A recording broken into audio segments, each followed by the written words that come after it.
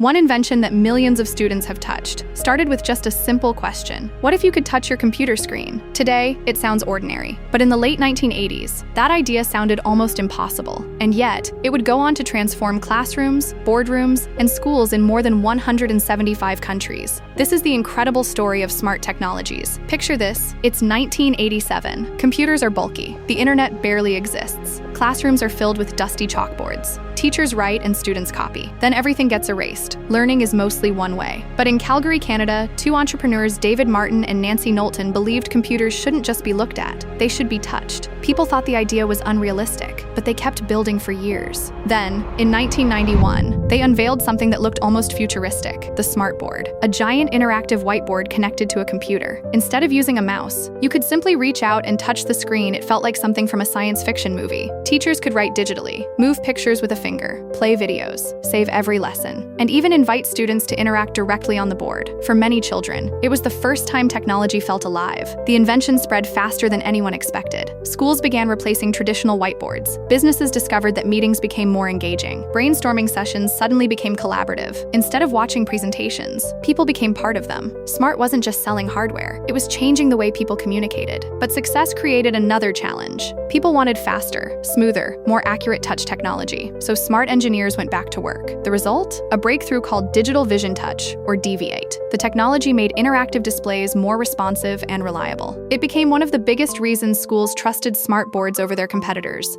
Soon, millions of students were learning with smart boards every day. The company grew into one of the world's largest interactive whiteboard manufacturers. For a while, it looked unstoppable, but every success story faces a turning point. Then came tablets, touchscreen laptops, cheaper competitors. School budgets became tighter, sales slowed. The company that had once dominated classrooms suddenly found itself fighting to survive. Employees were laid off. The future looked uncertain. Many believed smart technologies had reached the end of its story, but they were wrong. In 2016, a global manufacturing giant stepped in. Foxconn, the company famous for producing electronics for some of the world's biggest tech brands, acquired Smart Technologies. Instead of disappearing, Smart reinvented itself. Today, the company builds intelligent interactive displays, collaboration software, and hybrid learning tools powered by modern technology. Its products continue helping millions of teachers, students, and professionals work together across the globe. Think about it. Every major innovation begins as an idea that sounds impossible. A flying machine, a smartphone, a computer you can touch. Someone always laughs first, until the world realizes